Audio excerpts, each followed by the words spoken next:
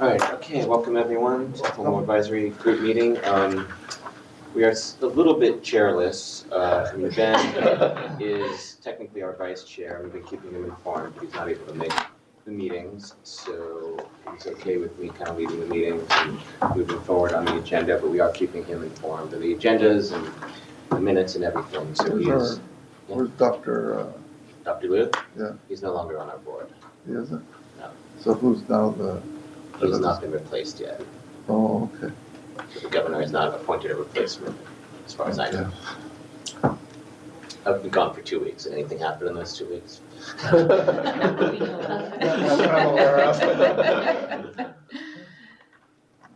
Okay. So, again, so no opening comments. I don't have anything specific. Do you want to do quick introductions around the room and on the phone? Let's start on the phone, actually. So from Carb. Yes, this is Ryan Clarkville. And EPA. Good morning, this is Amy Simfer. Hi, Amy from SCAD. Good morning, this is Rongsheng Luo. Hi, Rongsheng. I just left you a message, so let's talk this afternoon. Oh, sorry, I just came from our staff meeting. Okay. And then from Riverside Transit Agency. Larry Rubio. I can barely hear that, but I do hear you there, so. All right. I'm here. Is this better? Yeah, much better. All right. Next on the agenda are the minutes from the last meeting. Does anyone have any comments on that? Bill? I went over them this morning, and they look to be in order. Did Bridget's comments get amended? We talked to her after and resolved it. It seemed like we were okay, so with how it was. So. They look good to me. Okay, great. No objection. We'll take those minutes as is. And then next on the agenda is Amy, updates. There's quite a few on EPA and federal activities. Yes, I'll just provide you today. First off, wanted to reinforce that we have proposed full approval of the South Coast Air Quality Management Plan, ozone plan, and that comment period closes on July 17th. So we're looking forward to hearing comments on our proposed approval of that plan. I did want to just also note that we had proposed approval of a measure that provides good credit for incentives, and we did this back in March. That comment period is closed, and we did receive comments and are evaluating that. And this is for the 1-ton measure that CARB has in place that provides emission reductions in the South Coast area. Wanted to note that we did have we've had a change in leadership for the Office of Air and Radiation in Washington, D.C. Bill Wareham has resigned, and in his place is Ann Edsel. She's acting. She was the regional administrator for a short time in our Region 6 office in Dallas, and then she's acting in that position. And then just lastly, I wanted to reinforce that we're working closely with the South Coast staff as they're developing the changes to the reclaim program and are participating in the monthly meetings. So if there are questions regarding that, I'd be happy to try to respond to them. So that's it, Bill. Thank you. I did see the publication of the Federal Register of the Coachella bump up. I think that was today. Is that correct? Oh yes, Yeah. I should have mentioned that. Yeah. Right, you want me to take that one real quick? We Sure. did finalize the bump up for Coachella to extreme non-attainment, so that did get published, Bill, and so that is now in effect. Right. My understanding from the notice was that because it's a non-discretionary action, that it doesn't require a comment period. Is that right? That is correct, and as you recall, it was a voluntary request from the district and from the state, and so it is a non-discretionary action. So that is why we did not propose and have a comment period. Okay. So any questions for Amy on any of those items or anything else? Just a question. Who is the person replacing where?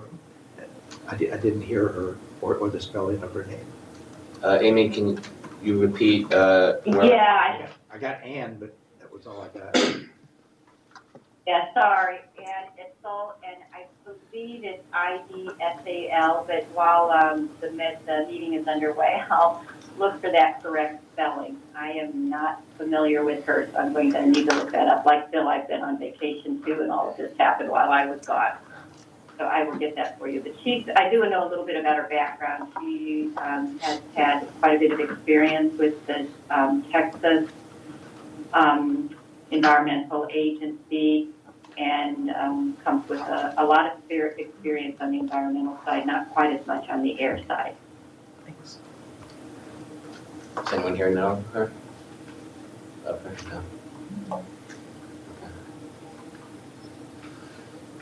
Yeah, stay tuned. I'll come back with the color. Okay. Any other questions for Amy? All right, so next item is CARB, regulatory activities. Ryan? Hi, yes, Philip, I've invited a couple of the staff from the proposed at-birth regulation that's on the tentative control measures calendar, and I think they're running a little bit behind. Would it be all right if maybe we went after item 5? Absolutely. That's fine with me if it is with everyone else. So why don't we move on to item 5, which, Marion and her staff are kind enough to present. I know there's been some requests for compliance staff to present at this committee, and I know the request has been more around enforcement policy, but there's still some work to be done on that. But we did want them to come and talk a little bit about this complaint process, and also answer any questions that this committee would have and give you that opportunity. So, Marion, you want to take it away? Good morning, everyone. I'm Marion Coleman, the Deputy Executive Officer for the Office of Compliance and Enforcement. And this morning, we'll be presenting to you our complaint response process, along with our emergency response program as well. Just a little bit of background about complaints and why they're such a high priority for us. Back in the 80s, I started back in the 80s, and prior to my arrival, probably in the times of Francis Keeler,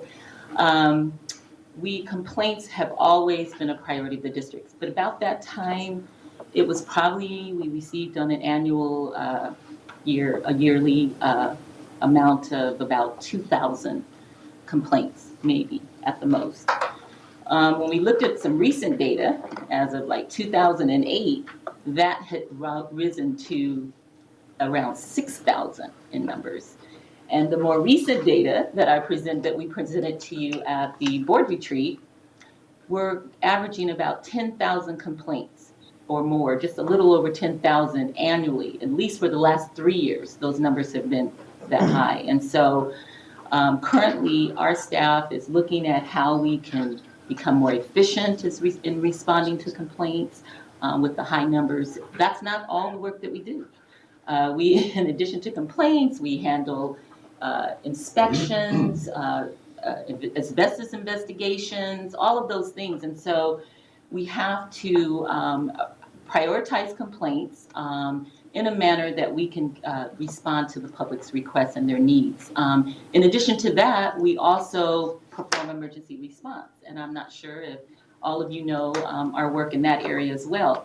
And so what I'm going to have today is our 2 managers, senior enforcement managers within our organization and our department, who basically, their teams handle quite a few of these complaints. In fact, out of the 10,000 complaints that we receive annually, Mr. Victor Yip, who's our senior enforcement manager over the industrial, commercial, and government operations team, he basically, his team alone handles about 6,000 of those 10,000 complaints.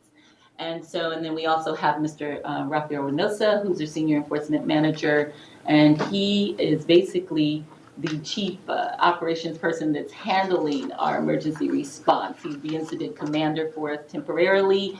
He'd like to hand that off because he's been doing that while he's handling his manager duties as well. So today they'll come and present that information to you. I know that there's often questions about how we handle complaints and the complaints that occur during off hours and all of that. So we'll talk about some of those things and then what type of equipment we use when we go out to respond to these complaints. So I think it'll be pretty interesting to you. I'm hoping that you'll leave with a better understanding of the work that we do in this area. So with no further ado, I'll have Mr. Quickly come up. Mary, And one last Mary? thing, I'm sorry. what do you attribute the rise in complaints? Okay, I think I have a handle on that. We have a web application or web process now on a web page that people can file complaints electronically. So that has enhanced or increased those numbers. About 25% of our complaints are handled via web. The other 75% are on phone. People are actually calling us on the phone. I think the word getting out about the 1-800-CUT-SMOG, I think my colleague here, Philip Crabb, and his team, and he go out to present to the community. They're advising them about that number. We have more visibility. I think people know about AQMD, and I think we've done a good job in getting the word out of who we are, the work that we do, and that you can contact us and that we will respond. I don't think there's many agencies that respond to complaints in the manner that we do. We try to have a 24-hour turnaround on all complaints. We try to meet our goal of a 2-hour first contact response time, and we do that more than 75% of the time, which means that from the time someone calls, we're calling them back within 2 hours. And so I think it's, they're going to call the ones who respond. We're not 911, but sometimes people think we are, and we have to let them know, hey, wait a minute, you need to call the first responders if it's an indeed emergency, but we'll do our best to get out and assess the situation. I don't mean to argue with you, but I've been monitoring the community steering committee meeting, Mm-hmm. and there's an abundance of complaints by the community that, I keep dialing 1-800-CUT-SMOG, but either nobody answers, or I leave a recording and nobody calls back, or somebody says, well, come out, and they don't. Those don't get up on the little cloud comments about how the CSC meetings are conducted, but they are real, and so A lot of I think times, you have a little bit of both. yeah, I can address I think, yes, I think Terrence. So I'm Terrence Mann, I work for Marion, I'm the Assistant Deputy Executive Officer. Almost without exception, I contact every single one of those people who stand up to complaints. And I would say 99.9% of the time, they either are calling the wrong number, or we have them in the system and we show them a printout that says, we got back to you. In fact, you remember talking to, Vanessa or Alicia, the person here, and the person says, oh, right, that was you. Oftentimes the complainants call multiple agencies. And so we will go to other events where people will get up and scream at some other agency and say, I called you 10 times, you didn't respond. And they'll say, but AQMD, we like you guys. And so sometimes these individuals who are complaining, they might get confused as to what it is. But pretty much every single person I've spoken to, we have it documented that we got back to. And what we do in addition is we have like what I call a tickler. We go back and make sure that we've addressed those complaints, and quarterly I'll have our staff specialists go in and assess and make sure that all of those complaints were taken care of. And so we do our best. I think we have heard that we have pretty good response. And a lot of times, like Terrence said, they're calling the wrong number or the wrong agency, and they're not recalling or writing down who they actually spoke to or didn't speak to, which number they called. And so I know there's always room for improvement. We are working with our IM department and as well as others to become even more efficient.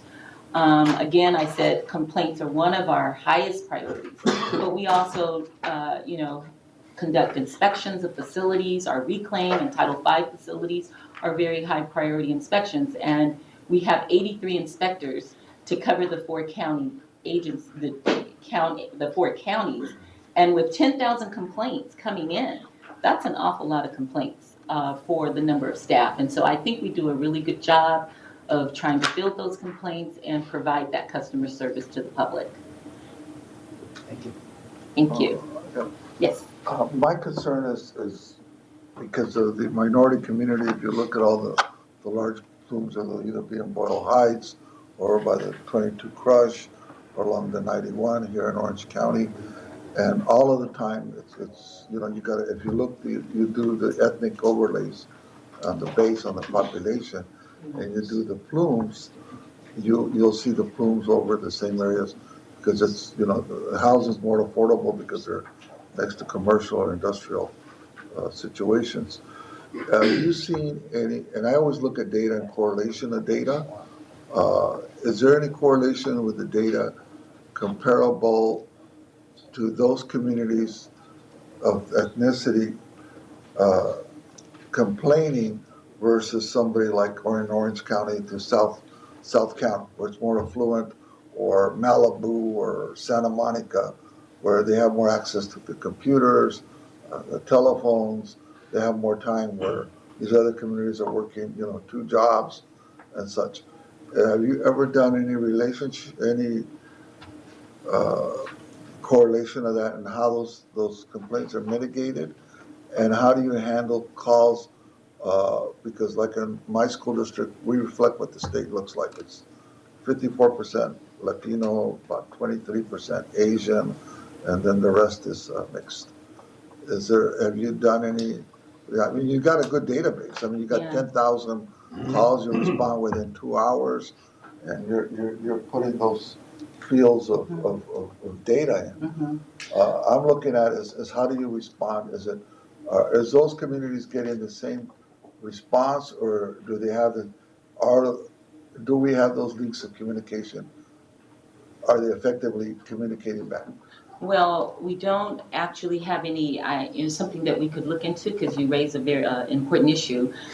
We haven't looked at it in terms of demographics, or we haven't looked at it in terms of, any particular areas that of concern in terms of complaints. We do know that we do get more complaints out in the Los Angeles area, and that we need more staff. And when we're recruiting, Is that like the Valley, or is that where? it's in general, I would say that includes the Valley. But when we're recruiting for inspectors, so that we have more inspectors in those areas, we tend to get more of the inspectors that are applying for the jobs more east. And so we're currently, we have a recruitment process now where we're going to be hiring about 19 more inspectors. Yeah, I'm trying to, it goes back to like, I want to borrow from one of the other board members. I want to be argumentative, but if the cause is, if you're getting the complaints here, we know the issues are here, they need to be mitigated. And those are the ones that we're basically putting all the regulations on in those businesses. Wouldn't it be sense of those communities of color they're not getting, I mean, you got a lot of doctors working for you guys, a lot of people with a lot of scientific background. It seemed like there was some rationale that, look, if these are where the plumes and stuff are, why aren't we getting any response back from them? Or they're just catering to those that have the loudest voice? Well, in our department, we don't go out and seek the complaints. However, in my colleague's department, Mr. Philip Krabs and their MPA, the Public Affairs Office, they do go out to those communities and they reach out in terms of environmental justice and look for those communities. They go out with packages and let folks know about the 1-800-CUT-SMOG number. And so I think they do a really good job in making sure that folks are aware that we want to hear from them and that we get our number out on who to call. I personally contacted folks when they've called in and the call's been routed to the compliance department, and I've talked to them and have sent inspectors out to, if there's language difficulties, we work to get somebody who could speak with them about their complaint. And so I think we do a good job reaching out to those communities. We can always do better, but in terms of looking at statistics on what areas that generate more of the complaints, we haven't specifically looked at that, but we are looking at it in terms of what we have now is heat maps. And so we've been using heat maps to look at clusters of complaints. No. And then that way we can take inspectors and put them in that, more concentrated of inspectors in those areas. And recently, last year, the residential burning, the no burn program, during a certain time of the year, folks cannot burn in their fireplaces. And so we periodically get complaints about their neighbors burning when it's a no burn day. And so what Mr. Yip's team did is they took heat maps of all the complaints that we received the previous year regarding these burning activities. And so we saw where the clusters were throughout the basin, and we attacked those areas in terms of having inspectors go into those areas, perform surveillances, to take a proactive approach, to be there before someone even has to call in the complaint. We already had boots on the ground, people ready to go into those facilities if we saw smoke. And so we do use things like that. I just want to just leave with you, would you and Mr. Fine, or Sure. get back to, at least send something back to me, because I represent civil rights and other organizations, Okay. environmental justice groups. So what's Something to show me that you guys are at least trying to mitigate it. Maybe, because we're finding it across the board, there's lack of communication with our communities of color. You're talking And about because that. we also got the language issue. So outreach efforts to Yes. environmental justice, And that's- we can provide all that. Well, that's the, if I could just Yeah. interject for a second, that's really a district-wide initiative. And so it's really not, that's not Well, really. I'd like to see what the initiative is Sure, composed yeah, of, sure, and the absolutely. rationale, and what you guys are doing to mitigate that. Okay. That's all I need, That- just to see something. And we can break it down by, did you have a specific, you'd want it broken Well, we down know, by it's just, counties it's, no, or? we just where all the plumes are. Okay, We know those plumes are there, those are the high minority areas. I can tell you any census tract in the state, because I do reapportionment. So and if we look at the plumes, I remember the plumes are the 22, the 91, Boyle Heights, you got the Valley, then you got Riverside and some of those other areas. So if you look at those relationships with the census tract made up data base, right? And you have the others, and then you guys have your database where you have your calls coming in by area code and numbers. So you should see, okay, and we're finding it even in education, there's a lack of communication because of the language barrier, the ethnicity, and then the fear of working with government. And sometimes people just don't have time they're trying to put some meat on the table. okay, So if we could just look at, we're at least trying to mitigate it. okay. We could definitely send you, I mean, Phil can take that back to his department, who's doing all the outreach efforts. And we want to get to the presentation, but Terrence, you wanted to add something? No, it's good. That's, Thank the you. point is That's we're all working we- together. We'll get Okay, to the thank you very much, sir. Yeah. Thank you. Thank you, Any ma'am. questions? I had a quick question. Sorry to ask so many before the presentation. That's okay. Is there any plan to incorporate the electronic reporting system into the app in terms of being able to log a complaint through the app rather than call the hotline? That's something that we can definitely take back. And We can then, look into Previous that. version of it, I don't know if the current version still has it, but I know the old version, you, like complaints for smoking vehicles, you were able to take a photo of the license plate and smoke, and then that was all through the app, and I don't know. But he's talking about actually filing the air quality right, complaints. because right in the now it app. just literally has you call the number through your phone, which I guess is convenient, but there are going to be circumstances where, as you said, if you can take the photo, Photos and- log your location, since you already have the online form. And that is in process, so IAM is looking Trying at to link building it. that into the next version. We don't wanna make any promises because, we don't wanna tank the whole thing, but we're hoping it's technologically possible. And then what languages do you have available when people call into the phone line? I know that we have Spanish for sure, and I know what we do is we have a list of other folks in the district-wide that are bilingual, and we have a list of ones that have other languages. I think Mandarin is in there as well, and we'll refer those calls for those. Korean, I have a Folks. huge Korean population, and Yes. also by the downtown LA. And we have all of, and we have all of those folks listed, and so when we have a call, they take a certified test, and we certify them as an interpreter for the district to be able to respond and interpret things for us, and so we'll direct those calls to those individuals, and they'll assist us.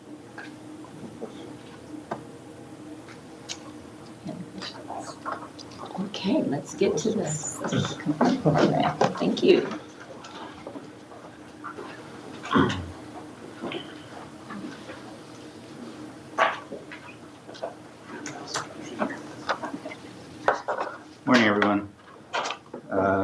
Victor Yip. I'm a Senior Enforcement Manager for the Office of Compliance and Enforcement. I oversee the Industrial, Commercial, Government Operations Inspection Team. I have a team of about 32 inspectors that are assigned to cover the 4-county region of our jurisdiction.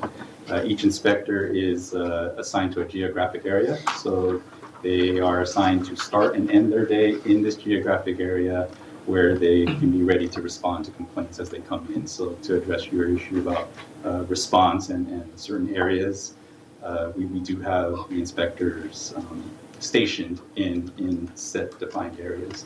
I myself started as an inspector. I worked in the East LA Vernon area, so that's an environmental justice area. Worked there for about 9 years. And so you're right. Complaints received in the East LA area were regarding sources in Vernon. And so, the impacted area versus where the source is coming from posed a little bit of a challenge for us to determine the source and the impact. But inspectors are trained to understand the local geography of their sectors, and they are very well aware of issues that are brought up by the citizens and the residents. So today I want to talk about our complaint report process and how complaints are investigated, and hopefully that can offer some clarifications on some of the questions that the public brings up and that we all might have in terms of how we respond and what triggers a response and things like that. So get started. So South Coast AQMD complaint reporting process, reporting air quality issues. So as you can see in the photos here, we have pictures of, on the right, maybe that's a flare with some smoke. In the middle, we have some dust issues from a sweeper. And on the left, you see that could be either smoke or water vapor. So when somebody from the public sees that, they can report that as a complaint to us using our phone line, which is 1-800-CUT-SMOG or 288-7664. CUT SMOG is a really good way of remembering that. I a lot of times have problems remembering the 288-7664, but CUT SMOG is a good way. South Coast AQMD, we accept air quality complaint calls 24 hours a day, 7 days a week, and complaints can be made anonymously. Just know that even if a complaint is made anonymously, our inspectors will investigate the alleged source. The only issue is that we don't have anybody to call back to discuss our findings or to obtain any additional information that the person might have. But those complaints are investigated as well. And lastly, all complaint information remains confidential. So in some of our environmental justice areas, there were some concerns by the citizens, by the residents, that they didn't want their identity to be divulged to the sources that they're complaining about. So we want to go ahead and reassure them that their information, their location, their identity remains confidential with us and won't be released to any parties. During business hours, if a complaint is received by telephone, the call is answered by an attendant, and so the attendant, our radio telephone operator, will obtain the information on the complaint, log it into our system, and send it out for assignment to an inspector. During off hours, we utilize a voice message system where the complainant can leave a message, and we have a standby supervisor that over the off hours will review these complaints, and if certain criteria are met to dispatch an inspector, then they'll go ahead and call out either the assigned inspector or the inspector on standby at that time. So not all complaints received after hours are dispatched for investigation. We usually need to see a multiple complaint event for a single source within a certain amount of time to trigger that response. If it's a single complaint that maybe didn't offer enough information during the off hours, then the complainant will receive a call back the next day. Alternatively, complaints can be filed through our website at www.aqmd.gov. We have an online reporting system. Once the complainant fills in all the fields and enters the complaint, they'll receive an email message confirming that the complaint was received, and from there we'll go through the normal dispatch process. Just a description of the different types of complaints that we receive. We had asbestos complaints, dust complaints, complaints at your gasoline dispensing facilities. Majority of our complaints are odor related. We do receive some open burning, paint overspray, residential wood burning complaints, smoke, and we have this other category for just different types of complaints that don't fall into these categories, such as flaring and chemtrails, or you name it, and we'll receive those calls.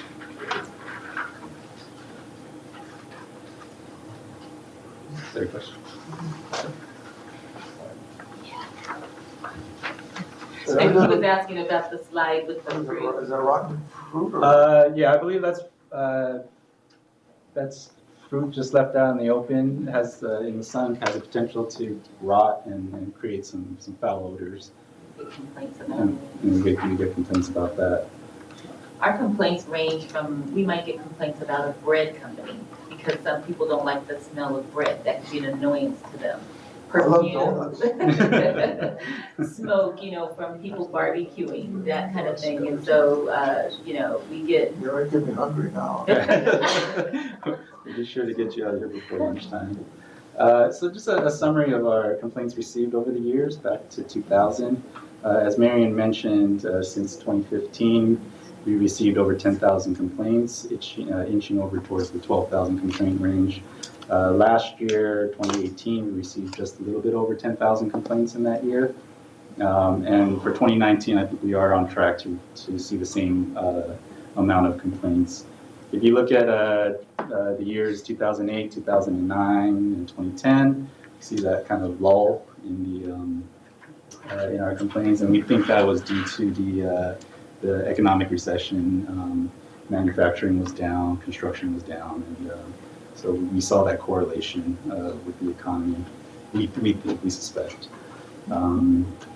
We've categorized these complaints, and as you can see by the blue band, the majority of complaints we receive are odor complaints. And so last year we received close to 6,000 complaints regarding an odor issue. Next up would be our dust complaints, and we especially see those during the summer months when things get hot and dry out there. And then third would be asbestos complaints, and we have our toxics team to respond to those complaints. The 2015, 2016, and 2017 years, we think that increase in complaints was attributed to the events in Paramount and Aliso Canyon. We received quite a larger volume of complaints from those two special investigations. Victor, what's that last category, spots? Spots, oh. So for a small time period, we've gotten a considerable amount of complaints of yellow spots deposited on people's vehicles. And our inspector did a pretty extensive investigation and found out that those were actually bee spots. Yeah, And so that's bees where they park underneath the trees. Right. So when you see kind of this yellow, is it honey? Yeah. Yeah. Pollen. Pollen. Pollen that falls off.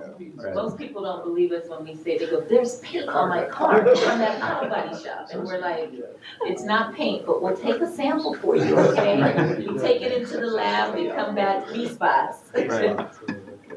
These spots are good. Yeah. So just a kind of a simple flow of our investigation process. Once a complaint is reported to our agency, the complaint is dispatched to an inspector, and the inspector conducts an investigation. The assignment given to the inspector is via email. So when they're out in the field on their smartphone, they'll receive an email with the complaint assignment. And what they'll do is they'll contact the complainant. We're targeting a 2-hour response for that callback, where they'll try to obtain additional information, things like the intensity, magnitude, the time of day. Is there a specific pattern that we're seeing this complaint event happening? Just to give them a better idea of how to investigate the situation.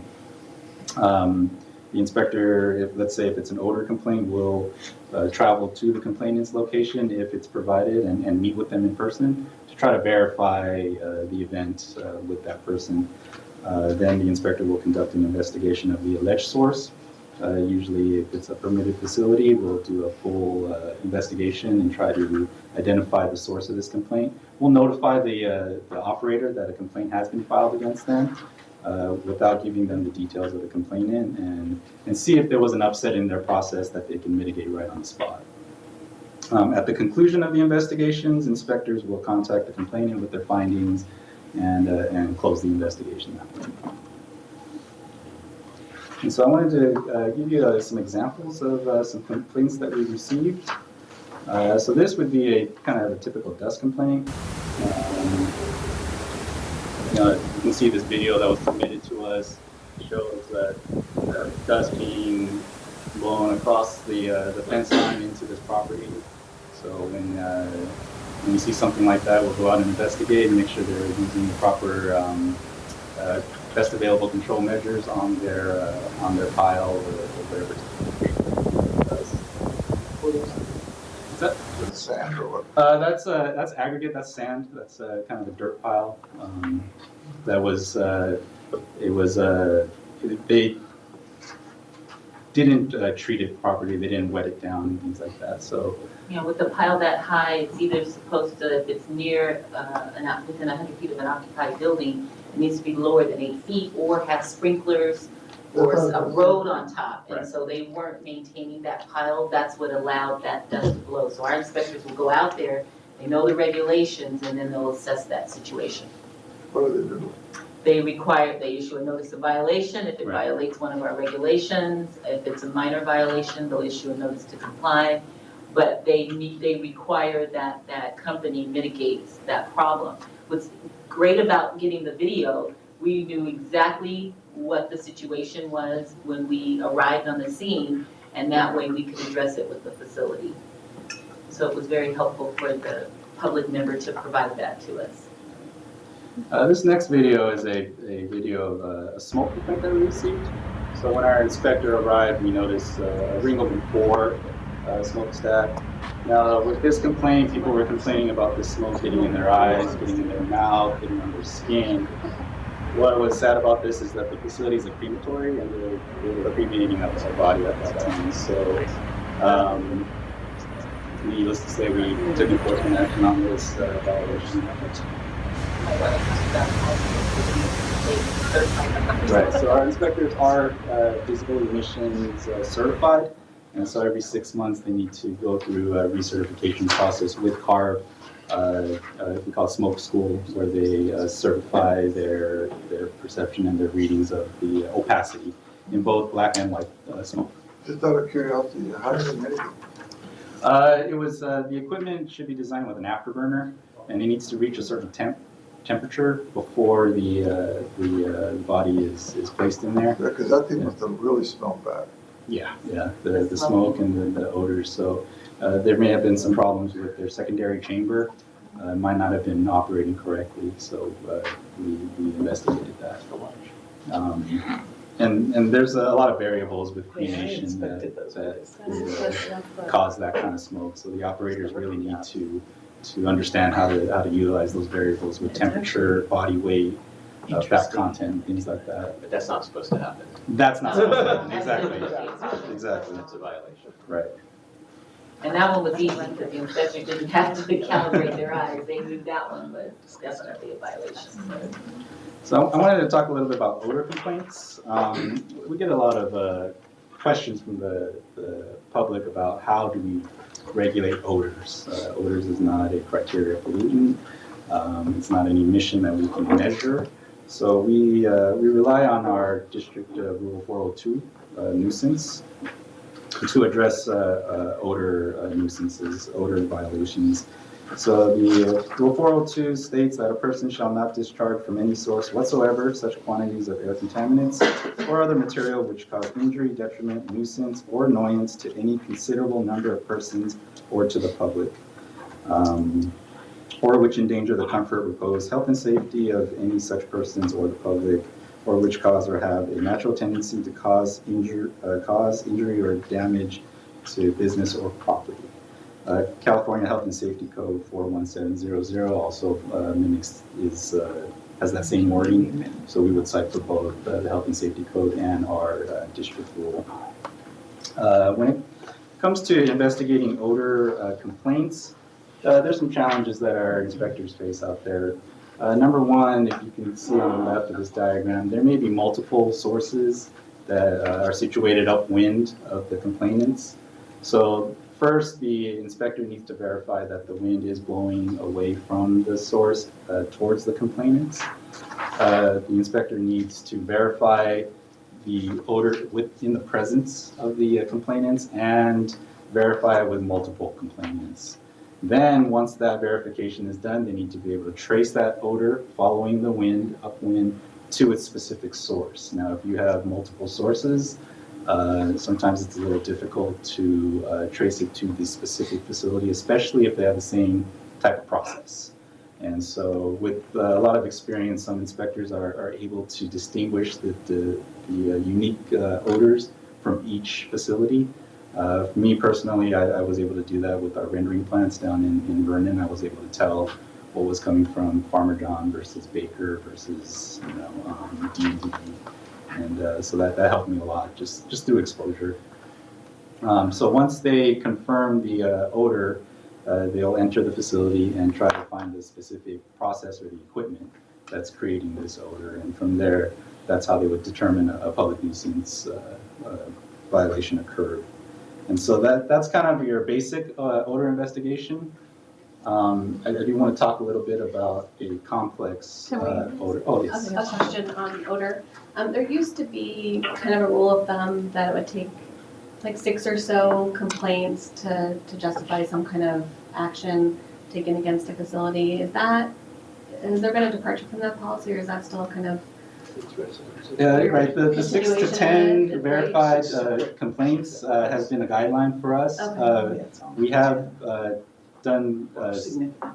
We do consider situations where if we've confirmed it with lesser number of people, that we would still take enforcement action. If it was maybe, for example, if I had an area where there was only 4 houses and I confirmed complaints with 2 people, then that might, constitute a public nuisance as well. So yes. Yeah. Is that policy written down anywhere? Just out of curiosity. There's a guidance document. There that's is a written guidance down, document? Okay. Right. Is that something the public has access to? I'm not sure. I'd have to defer to legal on that. Yeah, I don't know. I don't know. Also, Something about this came up schools, recently. that's a different issue as well. You have students on campus and there may be 100 students that has direct exposure to the event. And so maybe there might be a school staff that phones in and we only receive 1 or 2. Well, because the school children are present, that could still constitute a public nuisance. And so situations like that, in particular with sensitive receptors and schools. So, it may vary from the 6 that we use in general. And then also we've had situations where, yes, 6 to 10 separate households may be impacted by a particular odor on a 24/7 basis, but those odors are not just contained to those residences. Sometimes, many times, those odors travel into public areas.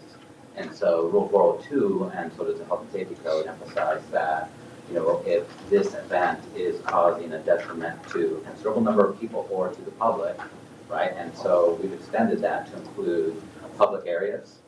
And so where we may not, say, stand next to a member of the public at any given time to verify the odor, but we do detect the odor. The inspector detects the odor at a park. The inspector detects the odor at a public location, right? And which is also coincidentally in the nearby vicinity of where the complaints were generated. And so we take all that into account as we determine whether or not a facility is in violation of the public nuisance standard. We take it very serious and we make sure that we trace it back to a source before we issue them a public nuisance violation. You have a question? Yeah, I know, it's sort of a comment question. I actually think, having done this many years, I think, I like that you presented this, but you've really simplified the whole process a lot. And it's a lot harder as being out in the field and actually trying to verify, especially odor complaints. A lot of the complaints are really hard to verify. And what you have to consider is everybody smells differently.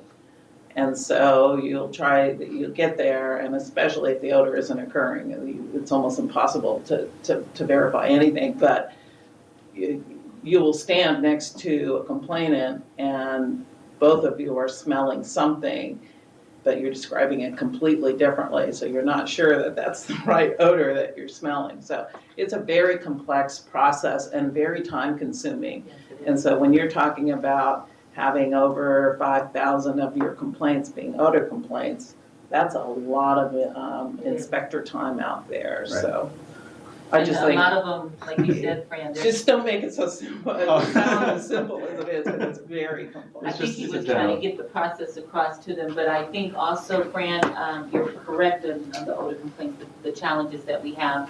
The most difficult ones are the fleeting ones, the ones that are just, They come you know, they come and they go. And so, you know, you get there and they said, they're gone now. We called you and you weren't here. But I got a ticket once trying to get to a complaint about odors. And I told the traffic officer, I said, I'm trying to get to this complaint. It's one of our important complaints. He says, well, I don't think that's an emergency. But you're trying to get there. You're trying to verify the source. And it is a challenge. It is a challenge, but I think we do a really good job. We do issue public nuisance violations. And so, but we do work really hard to try to nail down the source of those odors, especially when we get them continuously from the same neighborhood or for the same people. Thank you. And while you're on this subject, since I deal with landfills, wastewater treatment plants, odors are very near to my heart. At least for our facility, we have a number on our facility saying if you have any concerns, call us. And that's very helpful. If there's an odor concern, to let us know right away. We have staff that respond just like you do. The situation we have periodically is if there's something we're not aware of and the public contacts South Coast, by the time we hear about it, it's fleeting. By the time you come and take a look at it, it's like we don't notice anything. So I don't know how you do it. When we brought this up in the past to say, can you give us a heads up so we can look at it too? You can't give the address, you can't give the person, but if there's some way to say, hey, we're getting complaints about your facility as soon as possible, that way we could respond as well, that would be helpful. Yeah, it is a difficult line to walk because we also get the other side of it is that you guys can't go and tip off the source, you know? And so we're constantly trying to walk that fine line. Our big thing that we're trying to do, what we're trying to accomplish is we're trying to resolve the complaint. If we can let the source know, we do our best to try to identify a particular area of the plant that seems to be causing the odor. And then we address that with the source to try to mitigate it. So our job is to try to stop it. And we're not trying to not be forthcoming with the source, but you have to understand we get the other side of it. The complainants are very concerned that we give out their information or whether or not we're talking to the source and giving them a heads up. So we have to really be careful. And you do a great job. You know, for situations I've seen, we get a heads up saying, hey, we've gotten complaints in this area. You might want to take a look and see if you have any concerns on your facility, and that's very helpful. It's just keep that in mind as far as if there is a way to work together on responding quickly, we'd be very interested in doing that. Thank you. Okay, so I wanted to talk about. I just have to say, I'm sorry, go ahead. Go ahead, go ahead. Go ahead on the phone. Yes, this is Tyron Turner. I just have to say that we use I've used your website for instructing our constituents at our neighborhood council meetings, and it has worked wonders with the level of complaints that we receive from neighbors who live next door to illegal paint shops and whatever other chemical shops they were. So you guys have really been helpful and instrumental with that. Last weekend we had community event where over 7,000 people came, and AQMD was the sponsor. So we passed out information on how to download the website on cell phones, not only with adults, but also with kids, with young adults. So it's very helpful. And this program, this slideshow that you guys have, I can use that in our meetings, and it makes it a lot easier for me to explain things and what you guys do and don't do. So I just wanted to say thank you for that. Thank you. Okay, so I just wanted to highlight a complex complaint investigation where we're using some technology to assist us in this investigation. So we've been dealing with a kind of a complaint phenomenon along our coastline.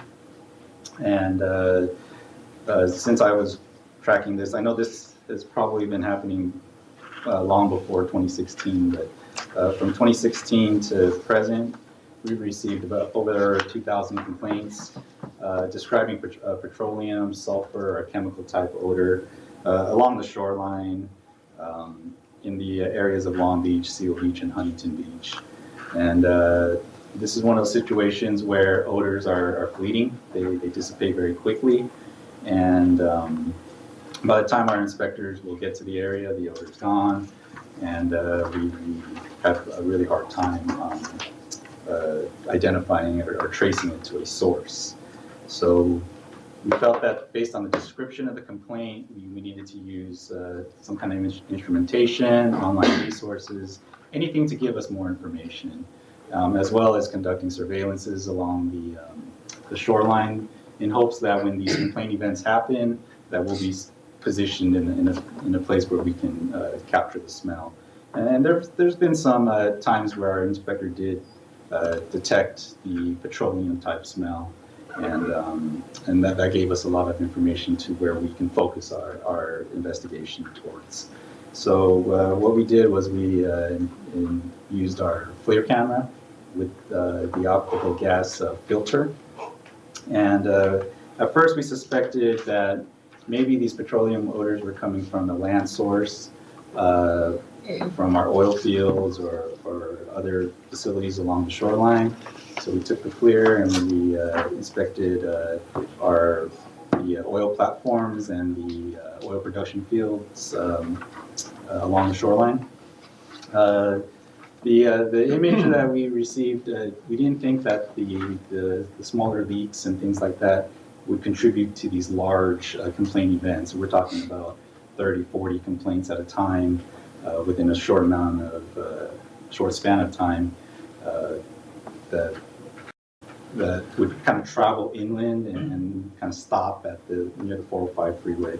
So we just so happened to be doing surveillance one time on the water. We were on a water taxi, and our inspector decided to use the FLIR camera and survey one of the ships, the oil vessels out there.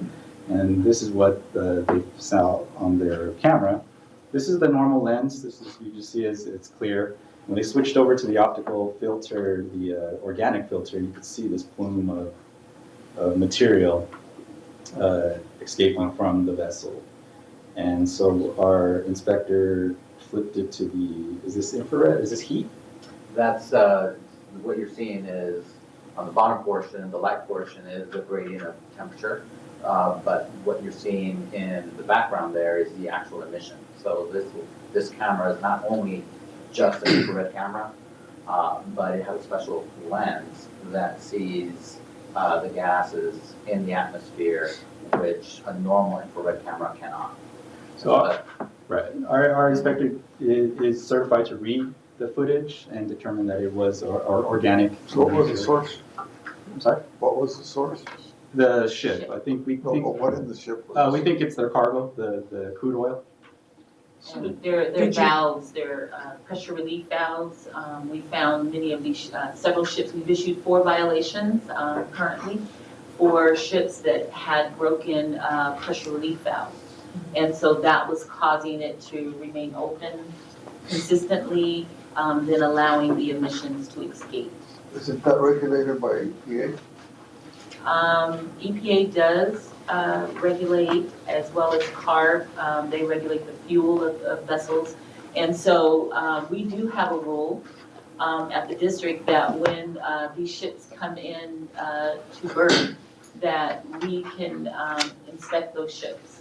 And we did board the ship, and in this particular case, I think we boarded the ship and found that the ship did have some pressure relief valves that were malfunctioning. This may sound like a stupid question, but I remember your data shows that 50% of the emissions comes from the harbor, the ships, and then the other part comes from the locomotives.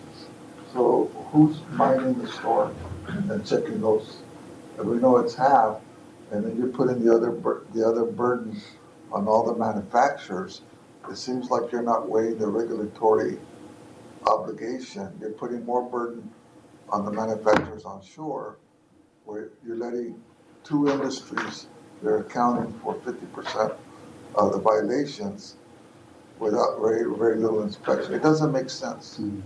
I can't see the rationale, but you guys are the lawyers and the doctors. The statistic you're citing is that when we look at the emissions from the port complex, 50%. Well, it's not the fish, so we know it's got to be the ships. From the port complex, 50% of the NOx emissions are from the ships, so we know that.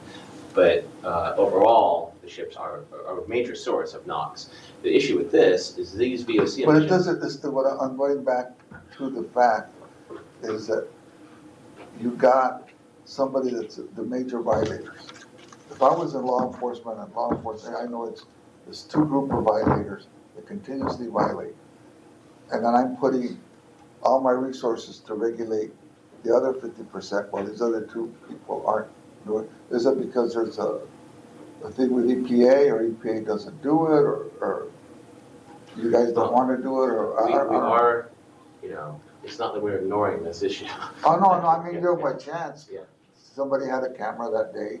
No, it's more than by chance. But now we have an active program. Once we realize that that could be the source of the odors that we've been experiencing, that folks have been experiencing, we now have a program in place where we conduct surveillances down in the area, along the coastal area. We use the FLIR camera to survey the ships, and so when we get these big odor events, instead of checking the factories, we're heading down to the shoreline. I understand you're doing your due diligence, but I'm questioning is, what is EPA and the feds doing? Mary, I'll talk about. This is Amy. Maybe I can answer that question just briefly. Yeah, Lisa, thank you very much for, first off, for this wonderful presentation, and I'm so impressed with the presence that the South Coast Enforcement staff has in the area. Just a little bit about our collaboration and partnership with the district over the years on enforcement generally. We have an enforcement division that has a pretty thin staff, and we try to focus our efforts on those places where districts or states need some additional support from the federal government. Additionally, we do get complaints ourselves, and we review those as they come in, and of course we triage those on various criteria, and at some point we could provide a presentation built to the group if that would be helpful. On this issue specifically with the ships and emissions from the ships, the issue has been raised to our enforcement division and actually to our regional administrator. Mike Stoker has taken personal interest in this issue, and we do have another partner that we need to work with when it comes to vessels, and that is the Coast Guard. So we have been engaging with the Coast Guard. If there is to be staff, our staff boarding these ships, we need to do it with the Coast Guard and so forth. So we are very actively working to collaborate. Customs clearance can delay the vessel from plugging in. There can be delays on the labor side, things that are essentially outside of the vessel's control. So with the existing regulation, there's not a way to address those situations that were outside the vessel's control. So one of the things we're looking at doing with the new regulation is addressing, changing what a visit is to incorporate some of those, like the customs and clearance, changing that start time of a visit. So it doesn't actually change when they plug in, it just changes, makes it easier for them to comply with the regulations. Some of the things we have seen also, again, when vessels come in, they have these problems that are outside of their, maybe it's on the terminal, that they can't position the vessel right to plug in. Right now, it's essentially the vessel's fault if they can't plug in. So one thing we're looking at doing is adding some additional responsibilities on the terminal and port side to sort of increase the accountability for getting these vessels plugged in. And mathematically, if a vessel comes in and they have a short stay at a port here, it happens a lot with the refrigerated cargo vessels, and they might have a short port call, and the time it takes for them to get hooked up reduces their percentage of emissions that they can produce on that visit. So as the requirement increases to 80%, it's getting mathematically very difficult for some of these vessels to comply with the regulations. So that's something we want to address with the new regulations. And of course, we need more emissions reduction. I think it was talked a little bit about earlier in the call about the fact that ocean-going vessels are a large source of emissions at ports. They're a significant source, and especially in light of the AB 617 communities that have been identified that need additional reduction. There are several in the port communities. So this at-berth regulation and targeting ocean-going vessels is one of our main goals right now for our freight regulations. So what we want to do with this new regulation, it originally started as an amendment process to the existing at-berth regulation, but there are a lot of structural changes, and so we're really presenting it as a new regulation that will supersede the existing at-berth regulation. And one of the primary goals to get these additional regulations is by adding a couple new vessel types. So the roll-on, roll-off, or auto carrier vessels, and tank vessels. So that would be tankers carrying products, chemicals, gas, or crude oil. Essentially any tank, liquid bulk vessel. And so that would bring in some additional ports and terminals. One of the things that is a structural change from the existing regulation is instead of defining those 6 ports that are subject to the regulation, we're looking at instituting a threshold, so a terminal threshold. So if your visit activities for a specific vessel category cross that threshold, you would be subject to the regulation. So what that would do was make sure that ports or terminals that grew significantly in the future could be encompassed in this regulation without having to go back and amend it over and over again. And so those new ports, we're looking at, especially for tank vessels, several new terminals in the Northern California area. And it would also include all of the currently regulated ports and terminals. So we wouldn't be losing anything from the existing regulation. What we would be looking at for an implementation time frame, so the container, reefer, and cruise vessels, they're currently regulated by the existing at-berth regulation. We would be looking to shift them to this new regulatory structure, which that would start in 2021. And right now, how these fleets are complying is it's an annual compliance requirement. So what our enforcement staff does is they take a look at all of the vessels visits for the calendar year.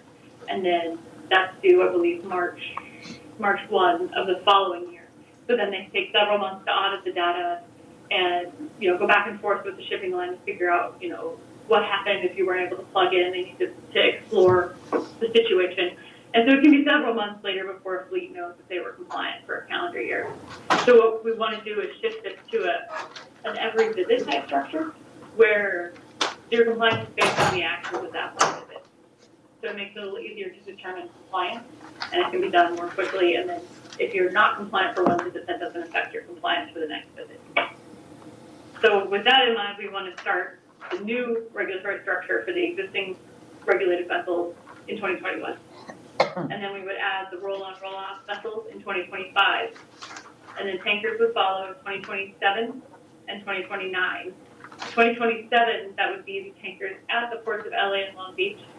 And in 2029, it would be the tanker terminals everywhere else in the state.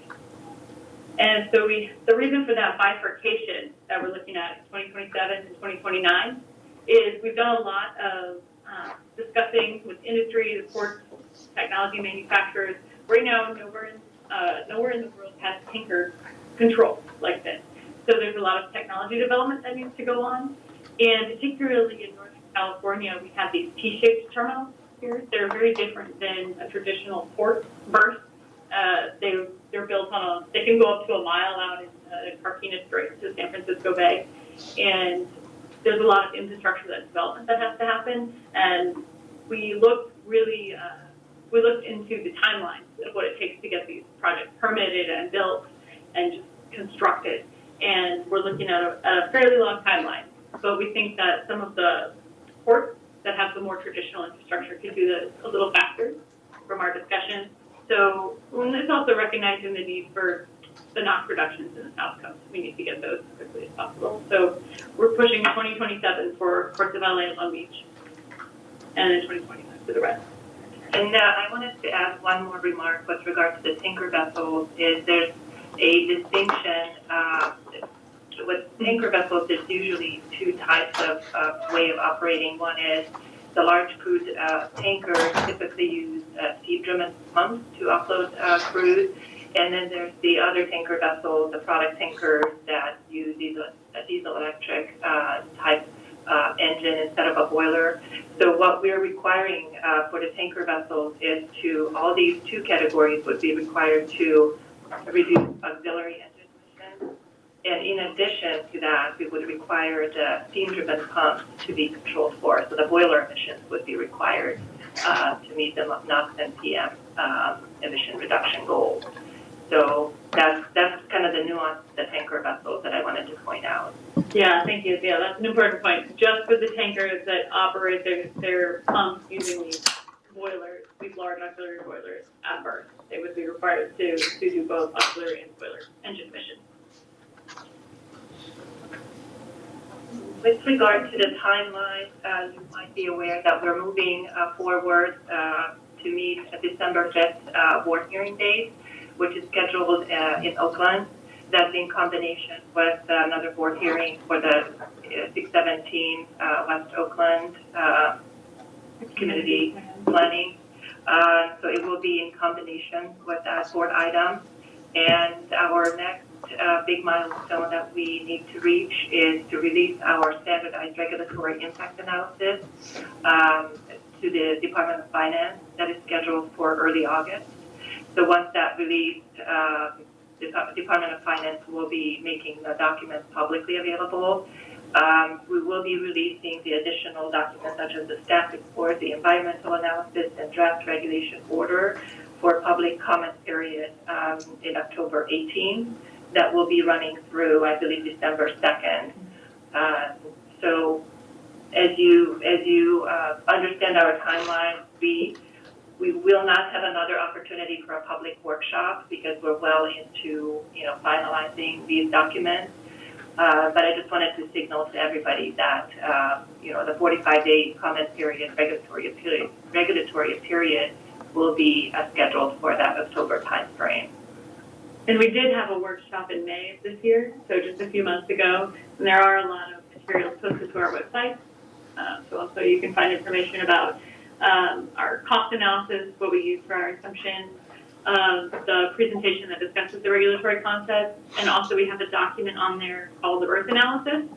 So what staff did is we took a close look at every single berth that we expect to be included in the version of the regulation, and took a look at what we thought might be the most likely compliance pathway. It doesn't preclude, a port or terminal from choosing a different compliance pathway, but it just sort of gives you an idea of the amount of infrastructure that we're expecting, or what types of equipment we're expecting these vessels to use.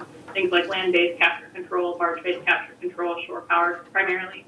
But the regulation also allows for onboard technologies to be used.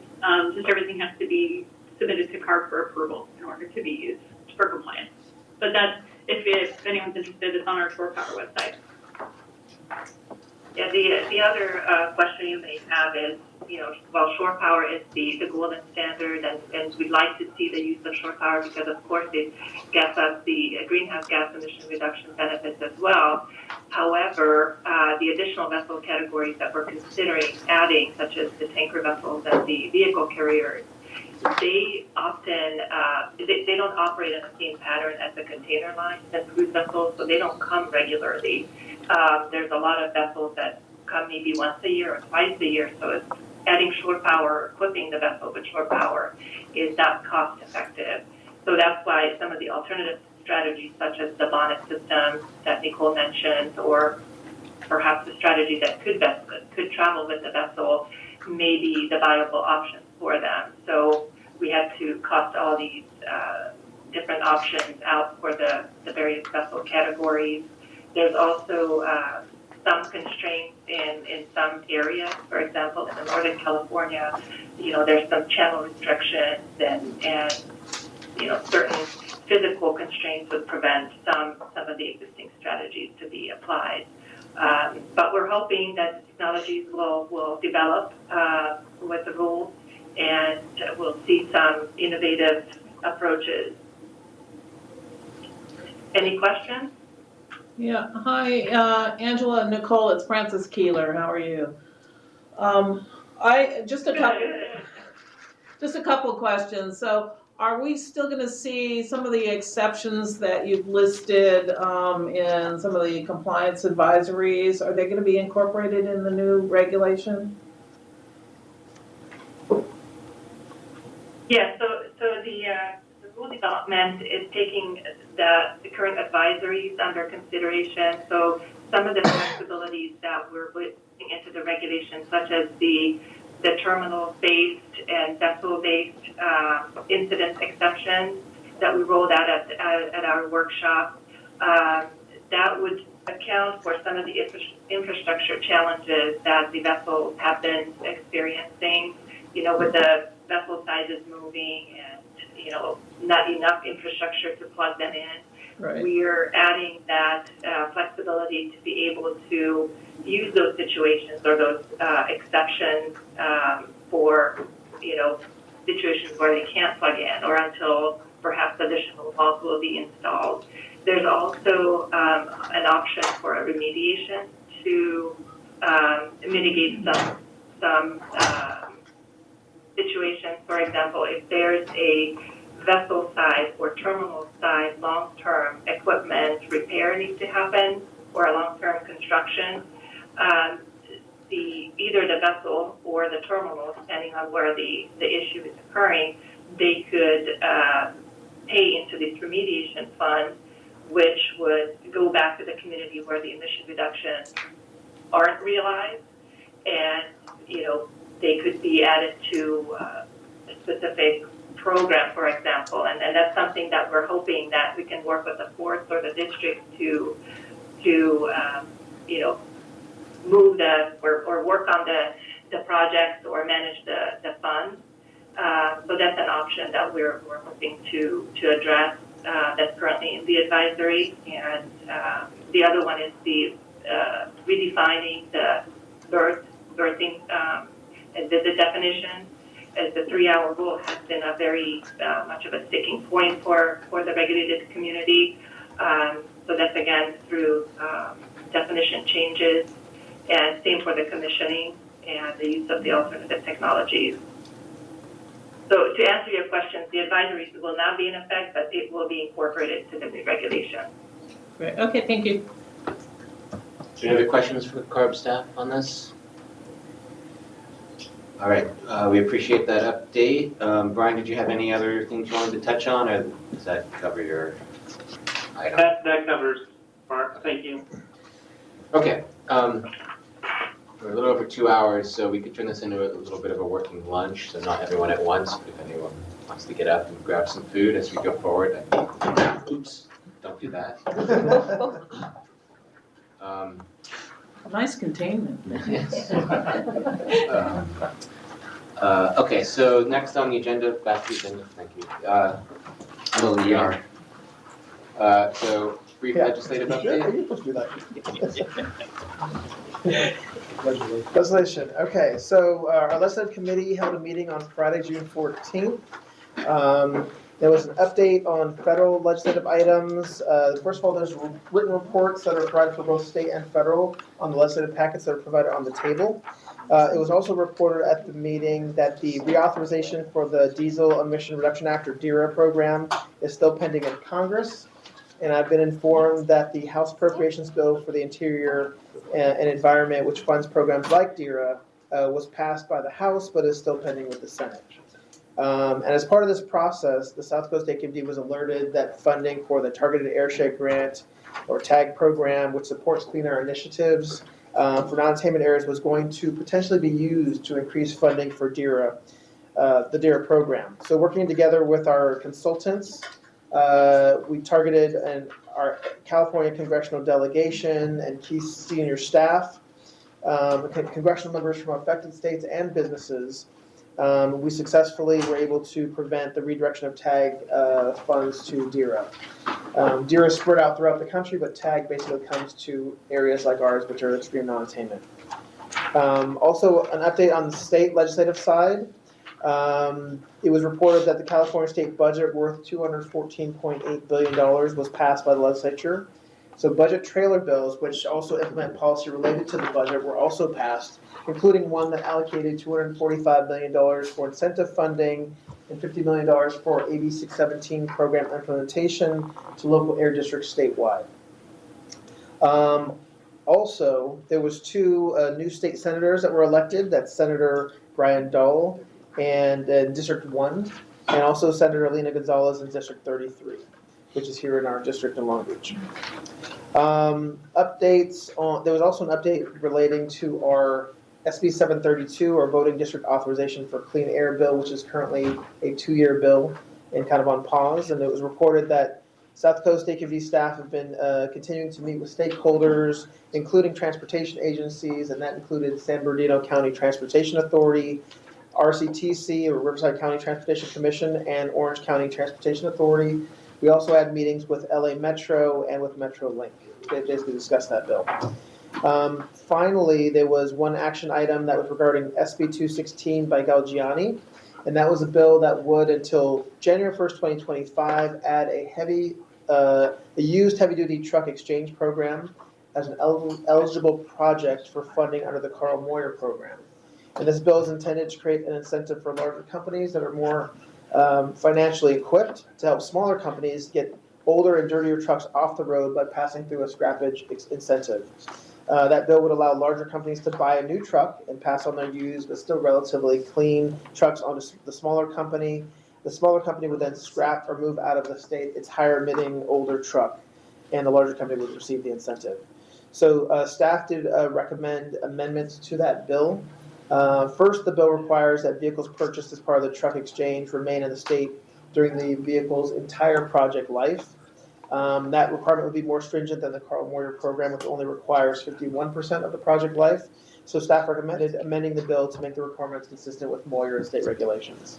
Also, just to make sure that the truck exchange resulted in actual emission reductions, staff recommended clarifying amendments that would require that the new vehicles purchased as part of the truck exchange meet or emit less than at least one of CARB's optional low NOx engine standards, and secondarily require that owners of fleets purchasing a new vehicle as part of the program either sell or otherwise provide their existing vehicle to owners of a vehicle that is either higher emitting than the vehicle being transferred or is older than the one that would be scrapped than being transferred. And that would be older as long as the two trucks are basically certified at the same emission standards. Then again, the older vehicle would be scrapped or moved out of the state permanently. So the legislative committee adopted a position of support with amendments on that bill, and that's my report. Any questions for Philip? Okay, Bill, the legislative update? Well, thanks, Bill. Sorry, the litigation update. Litigation update, right. Actually, I have no updates on the litigation status report that I provided to you. If you have any questions, feel free to ask them about any litigation matters. Bill, I just had a brief question on the Sherwin-Williams. Yes. You said that Sherwin-Williams has indicated an interest in having settlement negotiations. Can you be a little more explicit as to what does that mean? Do they have uncompliant solvents? Is that what this is all about? Well, no, I think they have an interest in talking about settlement. I really can't get into details because we haven't really met yet. So we will be meeting and we will be discussing possibilities of settling our lawsuit. Because there was that American Coatings Association suit in 2012. you know, about paints, coatings, and solvents. With your technology forcing rules here that was upheld by the Supreme Court, and I'm just wondering if this is kind of the same thing, or? This is an enforcement action. This is an enforcement action.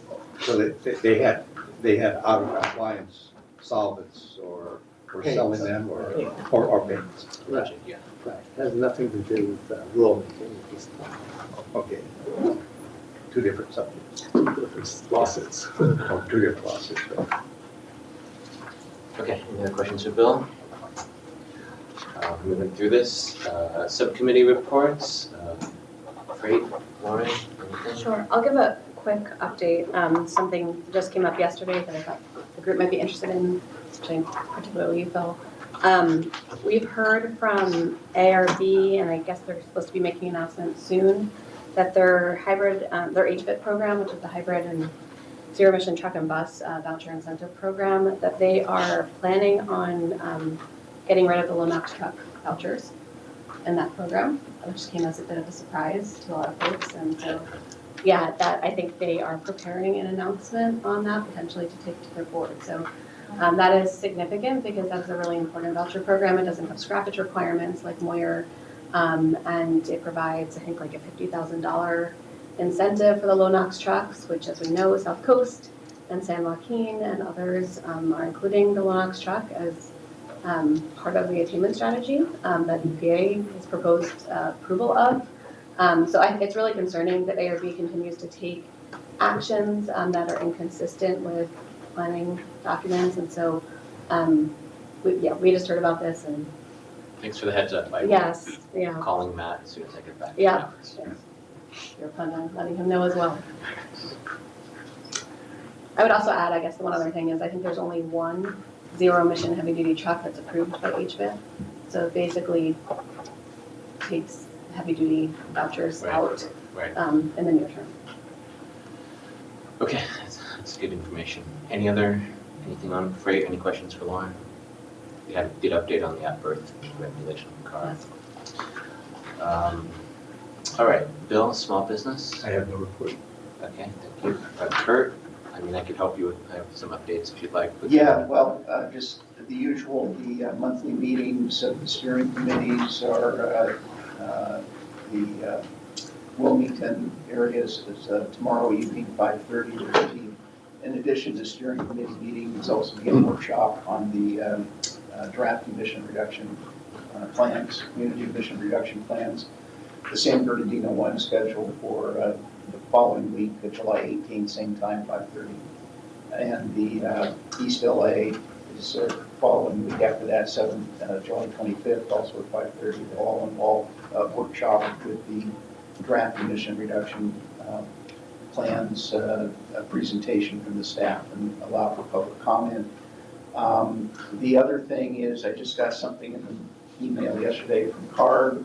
They're having a community air grant guidelines question and answer teleconference tomorrow from 4 to 6. The call-in number is here. I know Art always is interested in these types of things, so I'm going to give this to him and he's gone. Sorry. That's why you don't hear him talking. I can try, yeah. So that was it. All right, just add on that a little bit. We're kind of in the thick of developing these emission reduction plans. I know you're getting a lot of interest in the room. And we're getting a lot of comments. The comments are, getting it on all sides, but they're not as adverse as you might have expected when this program started. There's a lot of support for a lot of the measures. There's not a lot of comments on you're leaving big things out or you're not capturing at least the priorities. The comments, the more direct comments we're getting are more about more specific targets, more specific metrics, more specific emission reduction targets. And in some cases, we're working through all that in these coming meetings to try to better define some targets and metrics and things like that, which is not possible in all cases, but in some cases we can. We kind of left it, in the first draft, we kind of left it a little bit open because we want to hear from the community about how they want to handle that. So far comments have been useful, productive, and we'll see how it goes over the next 3 weeks, including Thursday night. Any questions for me on where we are with that? Okay. Climate change. Before you jump to that, is Yeah. there any news on the CTR? I've heard some rumblings that maybe there's a rethinking of how broad that would be. I will agree there's a rethinking of how broad that will be. It's about all. All right. Climate change. So I don't know how many people are following the short-lived climate pollutant strategy that CARB has. There's a organic waste methane emissions reduction program that's essentially implemented by SB 1383. So those of us in the waste side of things, this is a big deal. And actually, it's going to implement a program that's going to influence everybody. I rarely get to say that. Essentially, you're going to take a lot of the organics out of landfills and recycle it and compost it or put it in digesters. So it's a redistribution of where waste goes. So upshot would be, for Marion and Terrence, is you're going to have different curbside collection for stinky stuff.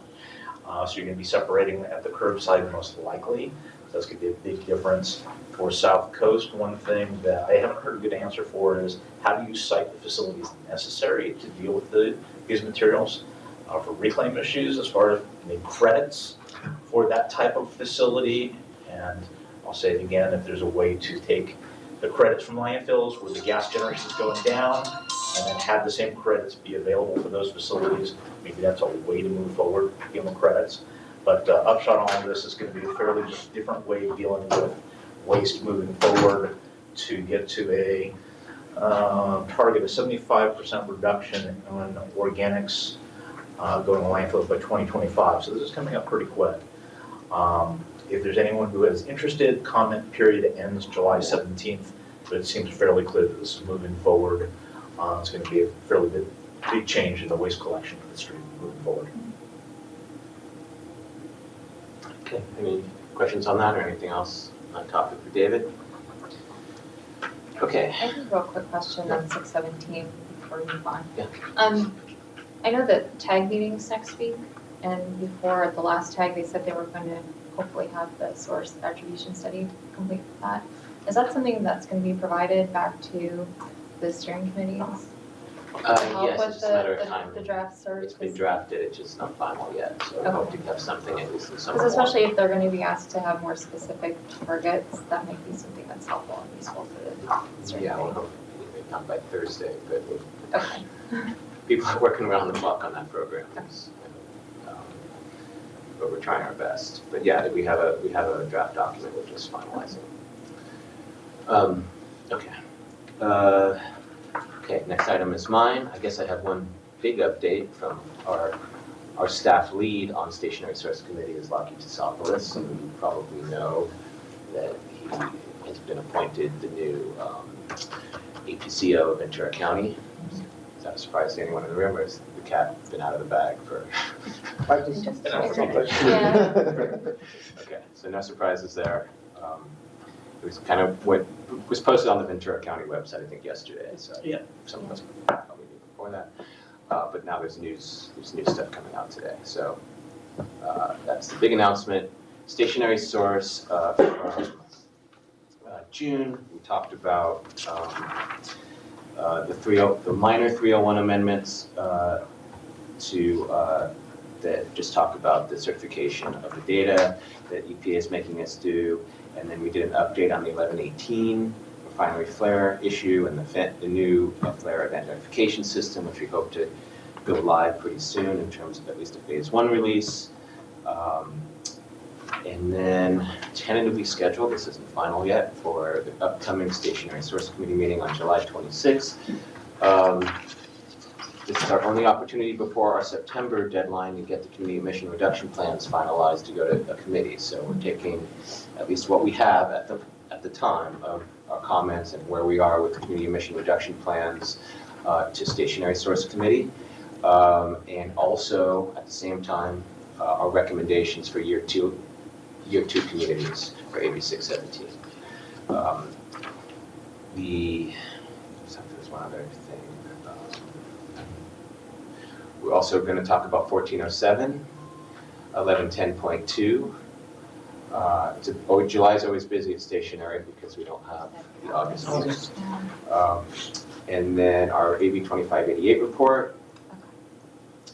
And then if Lockie cares anymore, his status report on grade 13 NSR.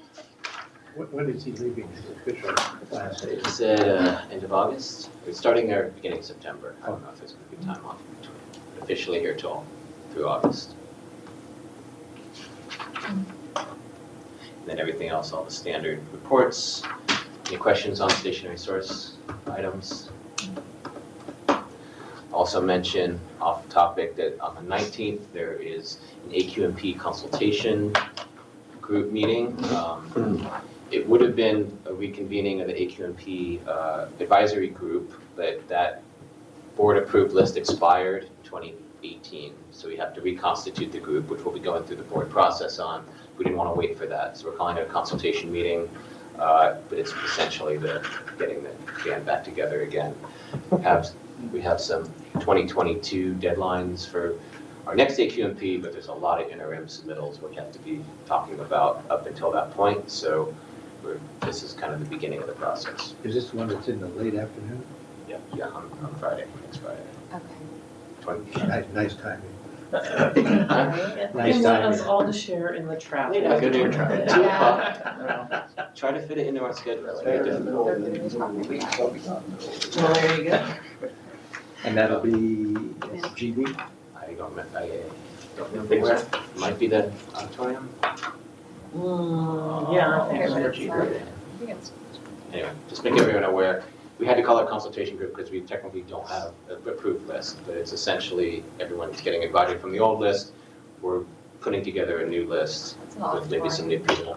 Yeah. This is the one, Auditorium. this is the one Zora. Yeah, auditorium. Coming by and saying, Yeah. Yeah. Sorry, we said need that. you. Do you want to re-up? Yeah. Yeah. That's who's in your group. Right. So that's it on stationery, and going to get that out of the way. Any other business? Any news as far as if Ben's going to be permanently anointed to this group, or? I don't know. He's not been able to attend the meetings. He's definitely being kept updated. There have been some new committee assignments for some of the new board members, but I also know that there's some that are kind of pending until we get that final appointment, because we don't want to have, I don't think the chairman wants to make all these appointments and then get another member and then have to reshuffle again. So I think some had to be made, but just trying to hold off until we kind of get the full board Maybe roster. another way to say is, should we ask for some movement, or is there a plan in the works? For home rule? I don't know if there's a plan. All I can tell you is I know there's this kind of holding off a little bit on some of the vacancies on committees, just because we're trying to, the main committees had needed to get appointed, but this one's kind of on hold. There's a couple others like that also, but it's, we're gonna keep going with the meetings. But anyway, that's all I know. Thank you. Well, you do an admirable job, so it's a pinch hit. Okay, any other public comment? Susan, no? Rita's not here, so. Next meeting date, unfortunately, September 11th. So, yeah.